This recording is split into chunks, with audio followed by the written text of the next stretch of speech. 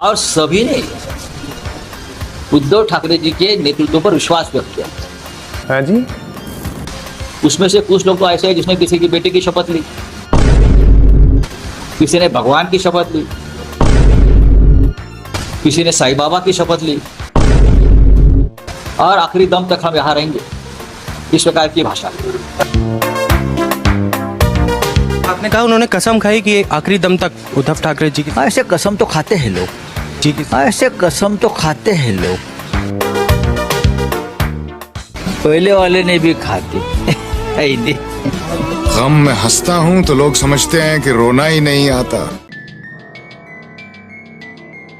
हाँ, जो एक संजय राउत हमारी पार्टी को खत्म कर रहे हैं, एक संजय निरूपम है जो एकनाथ शिंदे को खत्म करेंगे। ये दो लोगों के बयान में जब सुनता हूँ तो मुझे ऐसा लगता है कि भाषा की मर्यादा रखनी चाहिए। मैंने आपके चैनल पे ही बोला था, जब प्राइम मिनिस्टर जी को कहा गया था तब भी मैंने बोला था कि भाषा की मर्यादा रखनी चाहिए। आज पर किशोर जी का समय कितना बचे कि वो मुझे देंगे? किशोर जी आप अपना समय तो मत ही दीजिए, आपका तो वैसे ही खराब चल रहा है। पूरा समय चल रहा है। वैसे ही खराब चल रहा है, आपका बचा कुछ नहीं है। गया। मुझे पार्टी ने 2 बार पदमुक्त किया है, लेकिन आप मुझे छोड़ते ही नहीं। हाँ, पार्टी में जब मैंने बोला पैसे खा इसलिए गिर गए तो सब नाराज हो गए। देखिए, ये है असली सैनिक। वो है जिनके पास पद है पर वो छोड़ रहे हैं, और ये है जिनके पास पद नहीं है पर छोड़ने को तैयार। महाराष्ट्र उद्धव गुट शिवसेना के 9 सांसद में से 6 सांसद पार्टी छोड़ दिए हैं। इसी मुद्दे को लेकर आज की डिबेट हो रही होती है, जिसमें बीजेपी प्रवक्ता शहजाद पूनावाला और न्यूज एंकर अशोक श्रीवास्तव मिल के शिवसेना प्रवक्ता किशोर तिवारी के खूब मजे लेते हैं, जिसे देखकर आपको बहुत ही मजा आने वाला है। डिबेट बहुत ही मजेदार होने वाली है। आपसे अनुरोध है वीडियो को अंत तक देखें, और यदि चैनल पर नए हैं तो चैनल को सब्सक्राइब कर दें। तो चलिए मेन डिबेट स्टार्ट करते हैं। अभी तक कुछ पुष्टि नहीं हुई है, लेकिन संजय राउत की गालियों से लगता तो है कि जो है मतलब तगड़ी परेशानी जो है, मुश्किल जो है बहुत बड़ी हो गई। नहीं तो इस तरह से गाली गलौज पब्लिकली करते नहीं वो। नहीं, 2 संजय है। हाँ, जो एक संजय राउत हमारी पार्टी को खत्म कर रहे हैं, एक संजय निरूपम है जो एकनाथ शिंदे को खत्म करेंगे। ये 2 लोगों के बयान में जब सुनता हूँ तो मुझे ऐसा लगता है कि भाषा की मर्यादा रखनी चाहिए। मैंने आपके चैनल पे ही बोला था, जब प्राइम मिनिस्टर जी को कहा गया था तब भी मैंने बोला था कि भाषा की मर्यादा रखनी चाहिए। आज शहजाद पूनावाला 362 ऑपरेशन का पार्ट बनकर, अगर इस एक में आपको अपडेट करता हूं कि पार्टी हमारी 3 बार टूटी है। पहले 40 विधायक गए, फिर 17 सांसद गए, और तब भी 3 ही बचे थे। अब 6 जा रहे हैं, तो तीसरी फूट है ये। तो अगर बार बार ऑपरेशन हो तो फिर आदमी ऑपरेशन के आदी हो जाता है, तो हमको झटका नहीं लगता। झटका बिल्कुल नहीं लगता। और वोट बैंक बाला साहेब ठाकरे की, उद्धव ठाकरे की वोट बैंक है, और जो जिनको जाना है वो जा रहे हैं। लेकिन जा रहे हैं इसलिए गालियां देना ये तो अनुचित है, क्योंकि जो कुछ अगर जो 100 करोड़ का टारगेट था उसका एडवांस ही गया, ऐसा संजय राउत ने बताया। अगर एडवांस में बचे हुए नहीं आएंगे तो ऐसा भी हो सकता है कि वापस आ जाए, पर ये गालियां देंगे तो वापस नहीं आएंगे। अब मुझे समझ में नहीं आता है कि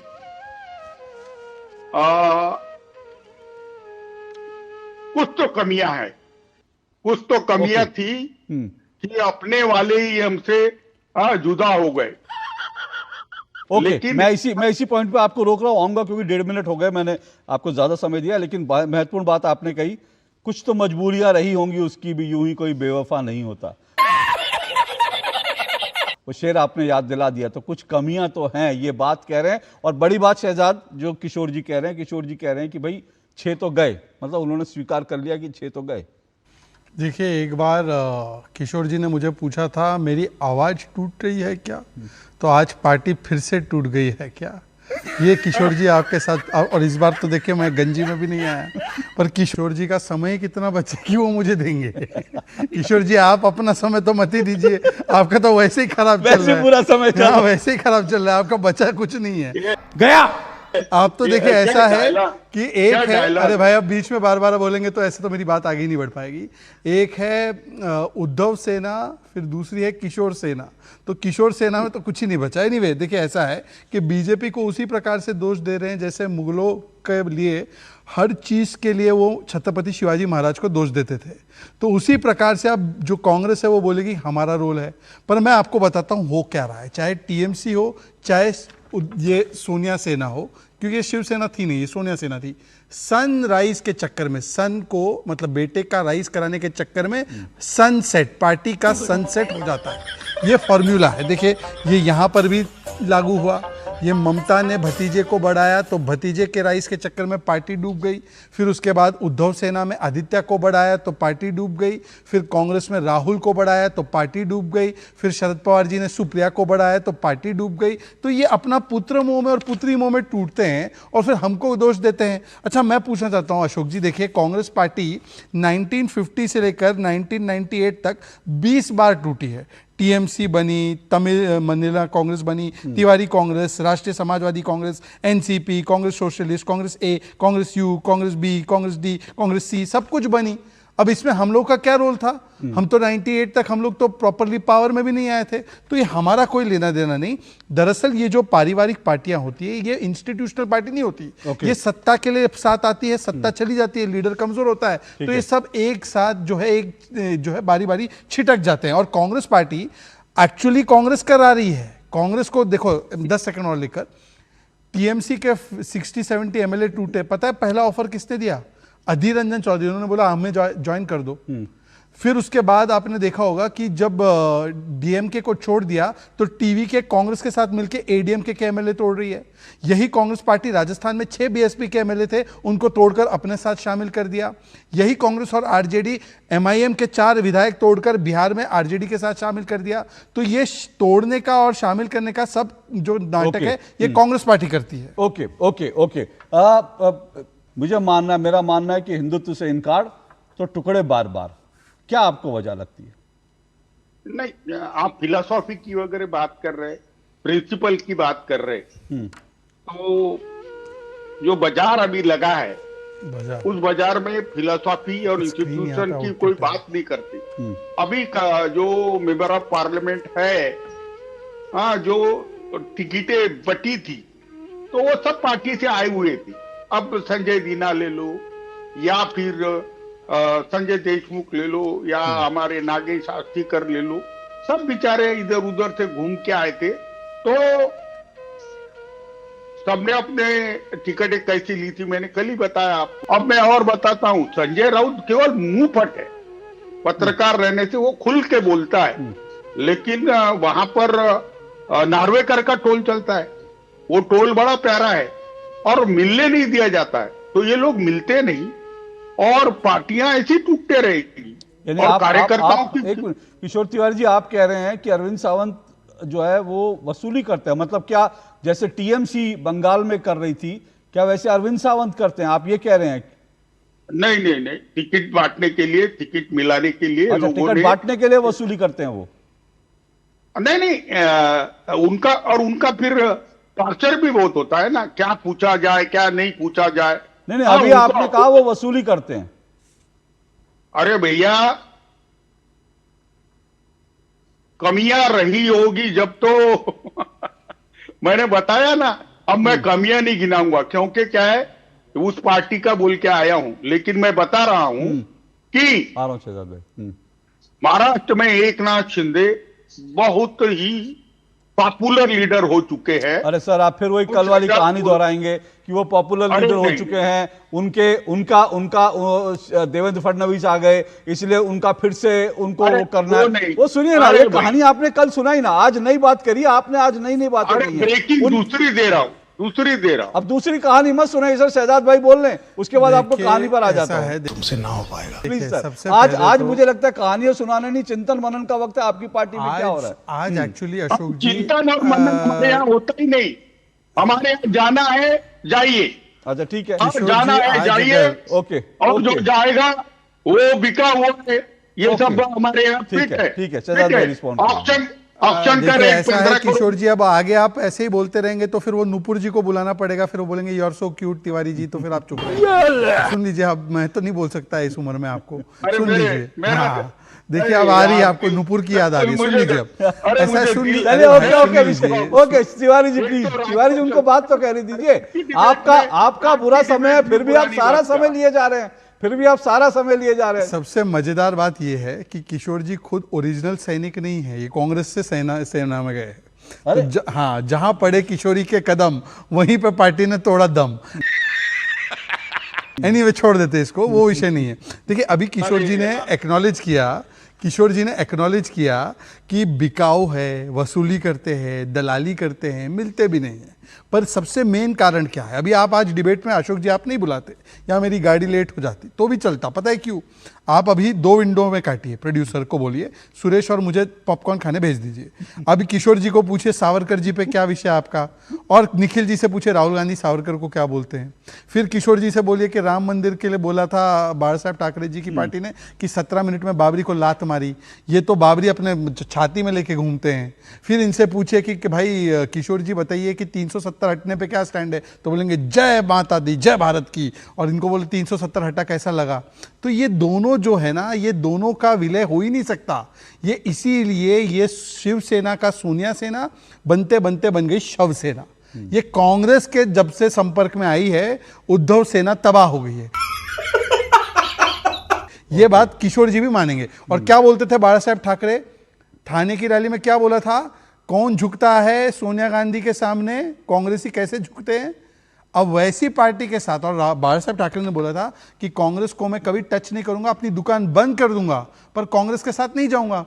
अब कांग्रेस को लेंगे, कांग्रेस वालों को लेंगे, तो यही होगा। मैं आज एक आर्टिकल पढ़ रहा था और उसमें बाला साहब ठाकरे ने जब गुजरात में दंगे हुए थे और उसके बाद जब गुजरात के मुख्यमंत्री नरेंद्र मोदी थे, तब जो है बाला साहब ठाकरे ने ये लिखा था सामना में, उन्होंने लिखा था नरेंद्र मोदी को सलाह दी थी कि सत्ता के लिए और हिंदुत्व, सत्ता के लिए और सेकुलरिज्म के लिए कभी भी हिंदुत्व को मत छोड़ना। ये बाला साहब ठाकरे ने आज के जो है करीब 24 साल पहले जो है उन्होंने नरेंद्र मोदी को सलाह दी थी कि सत्ता के लिए और सेकुलरिज्म के लिए हिंदुत्व को मत छोड़ना। लेकिन आज हिंदुत्व को उन्होंने खुद तिलांजलि दे दी और इसी के कारण जो लोग उनके साथ हैं उन सबको लगता है कि शिवसेना इस आइडियोलॉजी के साथ सरवाइव नहीं कर सकती, ना विधायक जीतेंगे ना सांसद जीतेंगे, इसलिए सबके सब छोड़ के भाग रहे हैं। जय श्री राम। किशोर जी रिस्पॉन्ड कीजिए, फिर मैं निखिल जी के पास जाऊंगा। मैं आ रहा हूं, अभी रुकिए सर। देखिए, आपने जो आर्गुमेंट किया तो हिंदुत्व ये पार्टी का बेस था, लेकिन पार्टी जो होती है छोटी पार्टी या क्षत्रिय दल, उनको बीजेपी खा जाएगी ये भय से, और खत्म कर रही है ये भय से। उस वक्त देवेंद्र फडणवीस का साथ छोड़कर उद्धव ठाकरे कांग्रेस के साथ चले गए।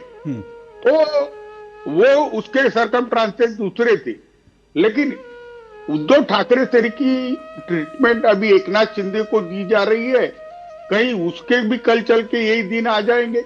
शहजाद, फिर क्या बोलोगे आप? अरे भाई, पर मराठी पोस्टर हटा के उर्दू पोस्टर क्यों लगाने लगे?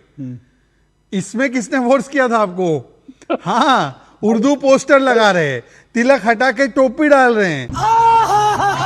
ये किसने बोला करने? बोलिए ना सावरकर जी पे क्या स्टैंड है? उद्धव ठाकरे जी अभी भी सावरकर पर टीका टिप्पणी की कांग्रेस ने, क्या बोला आपने?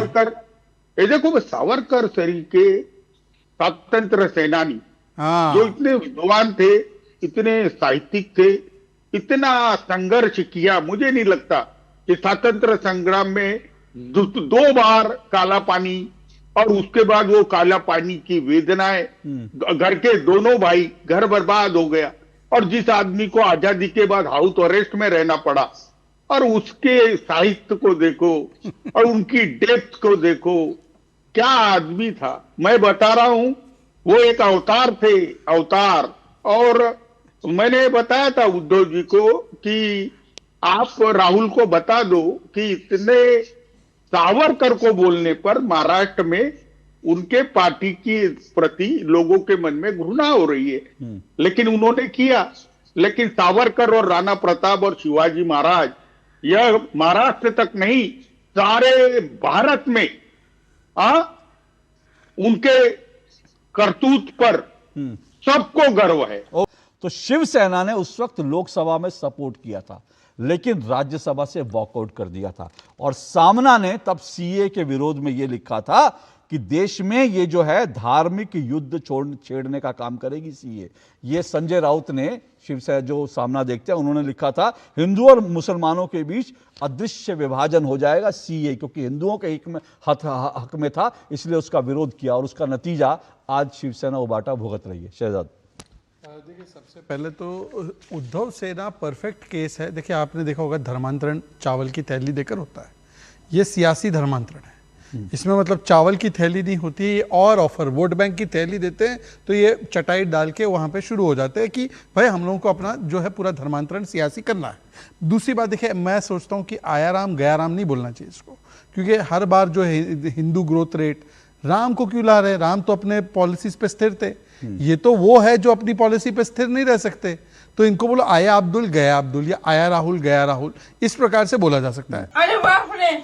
अब तीसरी बात देखिए, निखिल जैन का ये जो भी गुस्सा है ना, सब फर्जी गुस्सा है। निखिल जैन अभी ब्रेक में हंस रहे थे, आप बोलेंगे क्यों हंस रहे थे? तो निखिल जैन इसलिए हंस रहे थे, देखो सुनिए तो, सुन तो लो, DMK gone, left gone, TMC gone, RJD gone, UBT gone, NCP gone, तो बचा कौन? कांग्रेस बचा। कौन? ये है कौन? हाँ। ये कांग्रेस पार्टी मंद मंद मुस्कुरा रही है। रोज ये लोग जो है इबादत करते हैं कि हाँ आज ये उद्धव सेना टूट जाए। तो किशोर जी, आप तो कांग्रेस से एक तरफा इश्क कर रहे हो, इनका तो अलग ही मकसद है, इनका मकसद अलग है, आप क्या एक तरफा इश्क निभा रहे हो? किशोर जी, एक तरफा इश्क है आपका? नहीं, मैं 2024 में राहुल गांधी प्राइम मिनिस्टर बने थे, ये पूरे इंडिया में अकेला बोल रहा था। अबे साले, अब मैं 2029 में बनेंगे, ये अभी से बोल रहा हूं। और मुझे मिशन अभी भी अकेले ही रहेंगे। Mission Rahul Gandhi PM, as a PM, ये मुझे चलाना है। और आप शहजाद कांग्रेस के पुलवाला- हमजा मजारी हो उद्धव सेना में। कांग्रेस ने बिना बाल का हमजा मजारी भेज दिया अंदर। वैसे हमजा मजारी बाल वाले होते, आपको हमजा मजारी बिना बाल के भेज दिया।